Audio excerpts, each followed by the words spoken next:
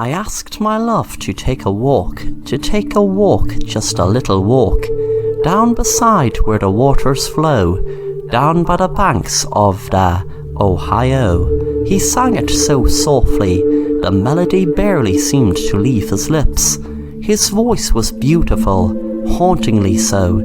He held her hand as they lay next to the stream, and he sang for her, and only say that you'll be mine, in no other's arms intertwine. So soft his voice was, almost as though he was whispering. Well, he needn't worry that anyone else would hear him sing. The song was, after all, for her, so he didn't need to belt out the tune. He turned and looked at her. He was overcome with a rush of warmth people call love. With his free hand he gently brushed a strand of hair from her face. She had a faint smile on her face. It was almost a neutral look, and he continued to sing, down beside where the waters flow, down by the banks of the Ohio. He got up, leaving her to lie, and listened to the melodic rush of the stream, the bright hot sun gleaming down on God's good earth, the green grass beneath their picnic blanket rustling gently in the breeze. It was scenic, a simple, delicate daisy, just one. He had no need for a bunch. He walked with it gently. He had always been a gentle person. It reflected in his singing, with the way it was so quiet. If you asked anyone about him, they'd tell you he'd never hurt a fly. They say love is like a flower. You must nurture it and let it grow. She was his flower, his love, his delicate little daisy. They also say you should not pick the flower and put it in a vase for display, as it will soon wither and die. Rather let the flower be, and let it be beautiful in the wilderness. That is what he intended for her. He would never pluck her and let the world see her beauty. She was his flower, and he wanted to grow and nurture her. He arrived back at the stream. A bird far off in the distance let out a shriek. Something must have frightened it. He hadn't wandered far from the stream, and once back next to her, he lay down, daisy in hand, head on the grass, breathing in her scent deeply as he lay next to her. Just as the flower in his hand had a beautiful smell, so did she. He placed the flower in her hair, further beautifying her, a flower for his flower. He looked towards the bright sun and squinted. Such a lovely day. The stream continued to flow steadily. He gazed at her with nothing but love. Unfortunately, the love he had for her was unrequited. Well, it didn't matter. He loved her enough for the both of them. He threw the knife into the river as he got up and walked away, leaving her there in all her beauty, flower in hair, young and beautiful, pale skin due to loss of blood flow, but still beautiful. He sang the last bit of the song as he walked away. I held a knife against her breast, as into my arms she pressed. She cried, "Good God, don't you murder me. I'm not prepared for eternity." I wandered home 'tween 12 and 1. I cried, "My God, what have I done? I've killed the only girl I love, for she would not want to be my bride, and only say that you'll be mine, and in no other's arms intertwine. Down beside where the waters flow, down by the banks of the Ohio. If he couldn't have her in life, he'll have her in debt." It was a secluded piece of the river. He could come visit her any time he'd like. He'd never have to fear losing her to anyone. She was his forever. Thanks for watching the Assassin Rapper, and if you enjoy the content, then make sure to subscribe and hit the bell to be notified of new content.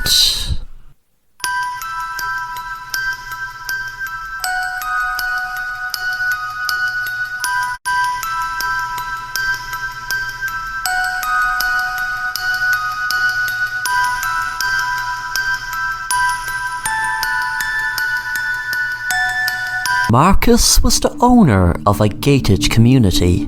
He prided himself on keeping his neighbours safe. They paid a big price to live in the community, but they felt it was worth it. One day Marcus was in his kitchen, drinking a cup of coffee, when he heard something at his door. He assumed it was his neighbour, but was shocked when he saw that it was a person in a mask carrying a gun. He ran into the hall and down towards his safe room, but he couldn't reach it before the man shot him in his leg. He couldn't believe how anyone could breach the gate of the community, don't mind say get into his house. He was worried it was some drug addict who could shoot him to just grab anything to sell for money for their next fix. Marcus pleaded with the person, "Please don't hurt me, just take anything you want and go, please." The person began to speak. "Hello there, Mr. Marcus. Aren't you very good helping people stay safe in this gated community? But then again, you get paid big for it, don't you? Now take me to the room that you even make more money from."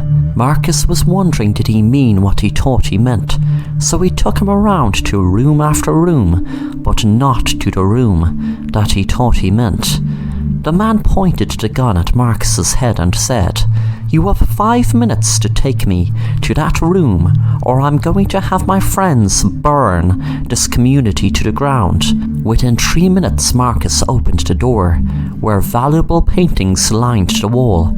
The man looked at one painting and found it very realistic, and as he moved closer, he saw a man blink. The man was behind bars. Marcus took a gun from behind a chair and pointed it at the man and said, "So you meant the paintings? I thought you found out about the human trafficking ring I run. Having them all here in this gated community works very well for me. Then I have them put out to wherever the highest price comes from. It's a pretty good business plan." The man froze when Marcus pulled a rope, which dropped a curtain exposing loads of people in cages that were ready to be trafficked. The man said, "Let me go. I won't tell anyone, please." Marcus found it strange when he heard the man giggle. He knew people giggled out of fear, but it didn't really suit this situation. And if he is afraid and begging to be let go, why would he be giggling? Then he saw one of the men in the cages drinking blood from a bottle. He then went from being weak-looking to like a monster. He went around biting everyone in the cage, and they all turned into vampires from the brother of the man in the mask, who was now a vampire. He knew his brother needed vampire blood to escape. It was the only way. Otherwise, he would have no impulse to survive or to bite anyone, and if he did, it would be pointless. He smiled as the people that were in cages were now out of their cage and coming straight for Marcus. They didn't attack each other, which he knew would happen. He smiled knowing that soon the gated community will become a community of vampires. Thanks for watching the Assassin Rapper, and if you enjoy the content, then make sure to subscribe and hit the bell to be notified of new content.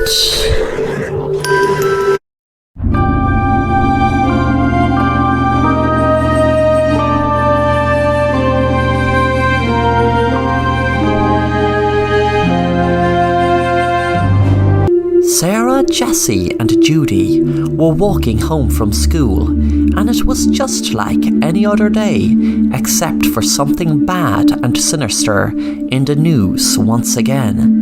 Once again, the news about the Japanese urban legend Tiki Tiki was in the spotlight after some poor girl was found murdered and her body sliced straight off at her waist, leaving her bleed to death while her legs lay on the train tracks. The legend began in Japan years and years ago. Nobody knows the exact year, but every so often these horrific murders happen. The Tiki Tiki got its name when a schoolgirl was making her way home from school one day, and she was said to have fallen onto the train tracks, where her body was cut in half by the train. She is known as an onryo, or a vengeful spirit, who lurks in urban areas and around train stations at night. Since the girl has no longer a lower body, she travels on either her hands or elbows, dragging her upper torso and making a scratching sound, or a tiki-tiki-like sound. If the girl comes across an individual, she will chase them and slice them in half at the torso, killing them exactly the way that would mimic her own disfigurement. The girls were chatting about the latest murder. Sarah said, "I know that people are talking about this silly legend, Tiki Tiki, but no way is it that girl. It's some serial killer that is copycatting the legend. I bet he will get caught, and then people will see it's just some madman or mad woman," Judy said. "You don't know. It might be that girl. Actually, I believe it is that girl. It has to be. Why else would it be murders pop up every so often? I think we should walk home together from now on. It's not safe for us to be alone. Walking alone in this creepy train station? No way." The girls waited anxiously at the train station. It was extremely quiet, probably due to the fact of the latest news of yet another poor girl having her body cut in two. The train was approaching, and the girls would be happy to get into it and get home. Suddenly, Sarah discovered her phone was missing. She said, "Oh no, my phone." She looked around and spotted it over by a bench.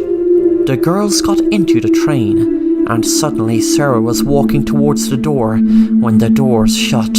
She screamed as she had a fear overcome her whole body, knowing she'd be all alone in this creepy train station. Suddenly she heard a scratching sound. She put it down to her imagination, hoping it was her imagination, praying it was her imagination.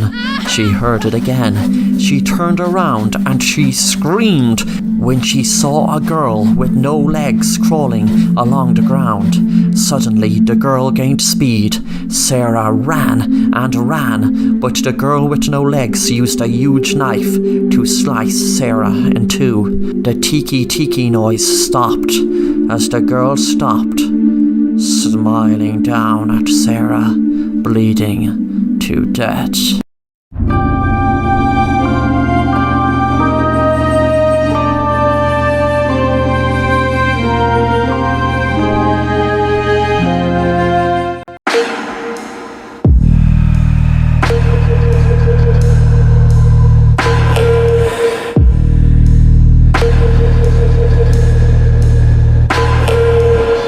Let me tell you a story that happened to me one night, and there are others to confirm it also.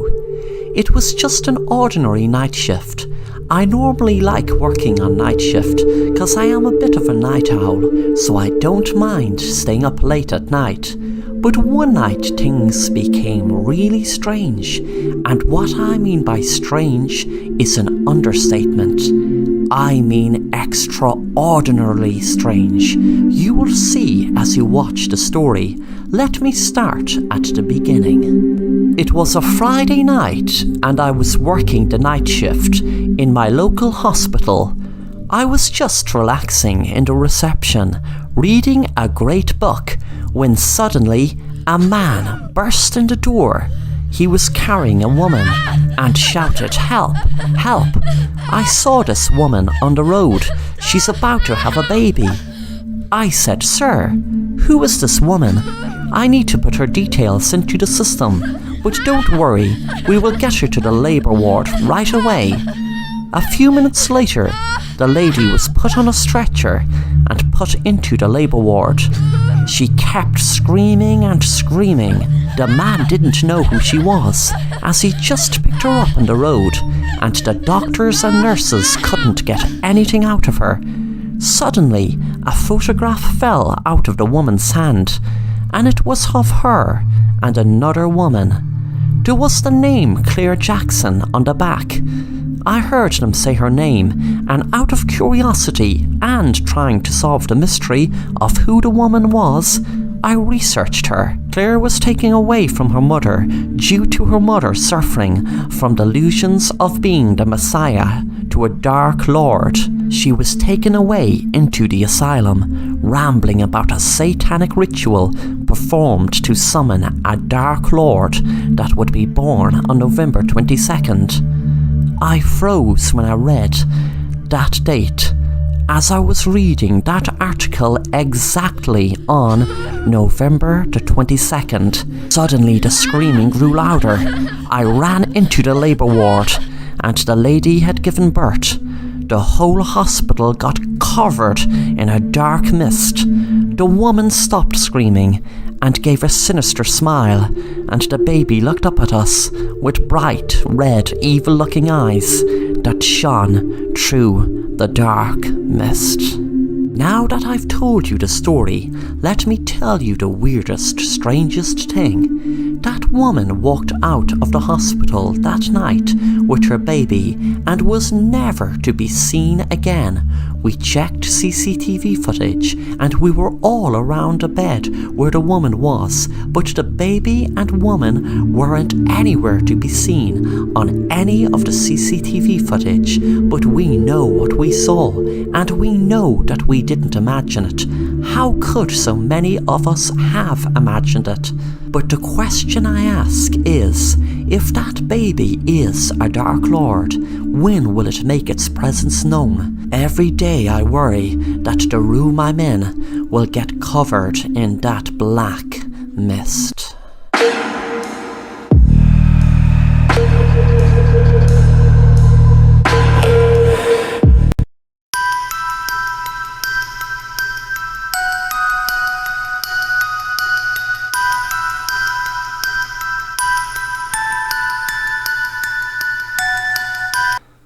We stopped checking for monsters under our bed once we realised they were inside us.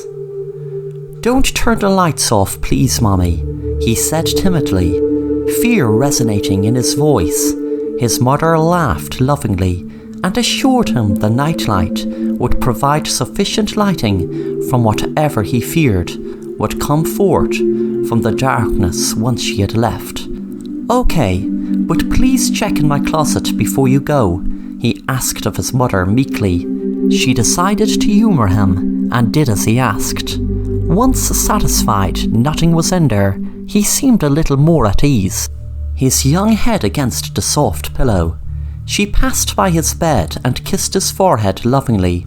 "Good night, my sweet boy," she whispered as she stood upright. "I love you, Mommy," he chimed in as she left.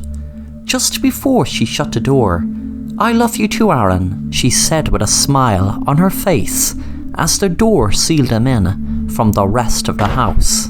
Once she had left, the room immediately became tenfold scarier. The pale nightlight, rather than being reassuring, cast an eerie glow across the room, prompting shadows to dance in the darkness to some unheard tune. Aaron lay in bed, gripping the covers tightly at his chin. His mother had left the closet door ajar. If he but even closed his eyes with it unclosed, he would be vulnerable to whatever he was sure resided in there. Once the lights were off, he had to close it if he hoped to get any sleep. He looked around the room for some sort of defense against the creatures that might attack him once he tried to disrupt their plan of escaping. His eyes happened upon the baseball bat propped up against the wall near the door. He scrambled out of bed, disrupting the dance of the shadows as his colossal shadow flickered across the room as he passed through the pale glow of the light on his way to his weapon. Holding the bat in trembling hands, he scanned the room for any possible assailants. Aaron had broke out into a cold sweat. He could feel the shirt of his pajamas sticking tightly to his torso as his brow accumulated sweat. He wondered if the monsters could smell fear. If they could, he was in for it. He probably reeked of fear. And sweat, of course. He held the bat tight and took a step forward. He was going to shut the closet door. Each step felt as though he was wearing lead boots.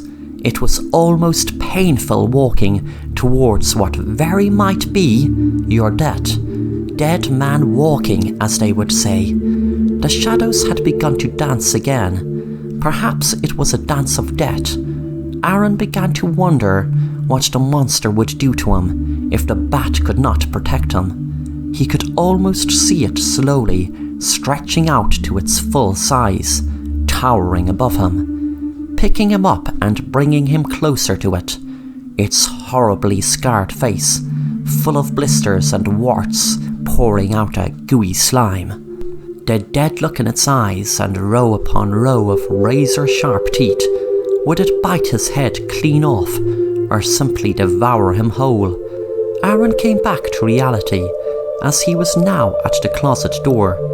He turned back to check the room, once more to see if perhaps one of them had found a way around him. There was nothing. Thankfully he could see his room almost perfectly. His creased sheet lay half on the floor, half on the bed. Probably from when he had scrambled out of it. The various toys scattered around the room seemed to have gathered to bear witness to the grand event that was about to unfold. The curtains rustled lightly. He had probably just forgotten to close the window properly. Aaron took a deep breath and decided he would face the monster rather than simply shutting the closet door.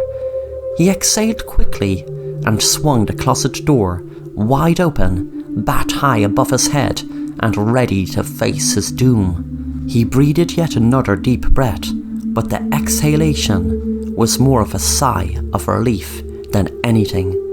There was no monster. He felt emboldened by the fact he would have taken any monster head on. He was a warrior. At least in his eyes he was. He could take on anything. At the back of his mind he was almost disappointed now. His adrenaline was rushing. He could feel the blood in his cheeks and hear it in his ears. He was ready to fight a monster.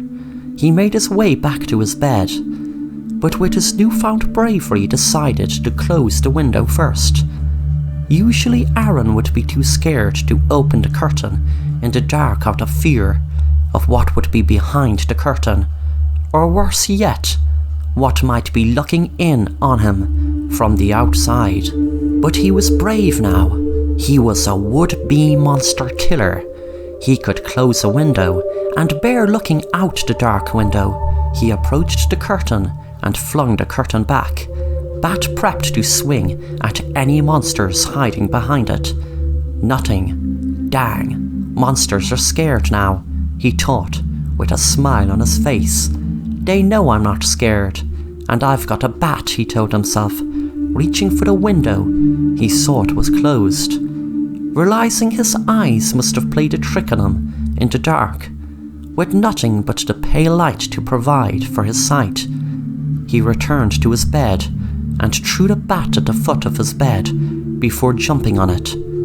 The adrenaline had washed over him, and he now felt ready for bed, confident in the fact that there were no monsters, as well as the fact he had conquered his fear by means of facing that which could have possibly been lurking in the closet. He reached over the edge of his bed to pull up the cover that had been a casualty of his fear, excitement, and had fallen to the ground. Groping for the covers, his heart skipped a beat as he felt not only the cover, but something much softer beneath the covers. He had probably dropped the covers on one of his many stuffed animals. He slung himself over the bed to retrieve not only the cover, but the stuffed animal too.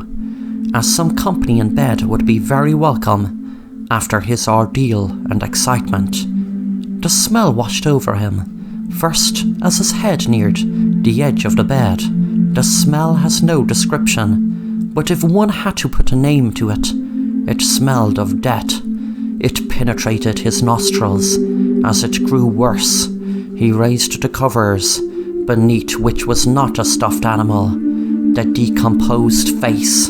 It tried to smile, but the skin around its face was non-existent, and so the smile was just it bearing a few rotten teeth still in its head. "Why don't you come play down here with me, where it's nice and dark?"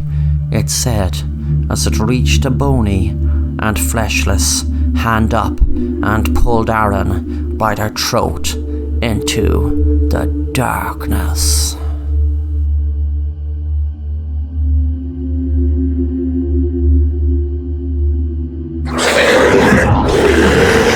Thanks for watching The Assassin Rapper, and if you enjoy the content, then make sure to subscribe and hit the bell to be notified of new content.